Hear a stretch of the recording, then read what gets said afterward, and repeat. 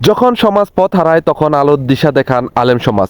আর সেই দিক নির্দেশনাকে সম্মান জানাতেই বাংলাদেশ জামাত ইসলামী মিরসরাই শাখায় আয়োজন করেছে ওলামা মাশায়েখ সম্মেলন। দেখুন, ছোট বড় আলেম মাশায়েখ হাফেজ কারি মুফতি সবার পথচারণায় মুখরিত হয়ে উঠেছে সম্মেলনের মঞ্চ। সাদা পাঞ্জাবি টুপি চেহারায় নূরের ছটা। সবাই এসেছেন একটাই উদ্দেশ্য নিয়ে, ইসলামী নেতৃত্ব প্রতিষ্ঠার স্বপ্ন বাস্তবায়নে কণ্ঠ মিলাতে। এই সম্মেলন শুধু আয়োজন নয়, এটা একটি বার্তা নবীজির রেখে যাওয়া আদর্শ সমাজ গঠনে। আজকের ওলামা মাশায়েখ সম্মেলনের মূল উদ্দেশ্যই হচ্ছে আলেম সমাজের করণীয় তুলে ধরাই। আজকের সম্মেলনে আলোচিত হয়েছে ওলামা একরামদের দায়িত্ব, সমাজে ইনসাফ প্রতিষ্ঠা ও সর্বোপরি সত্যের পথে অটল থাকা। আমরা যদি কথা না বলি তাহলে সত্য মুখ থুবড়ে পড়বে। আমরা যদি এগিয়ে না আসি তাহলে বাতিল শক্তি সমাজ গ্রাস করবে। এই সম্মেলন যেন হয়ে উঠেছে নতুন প্রেরণার উৎস।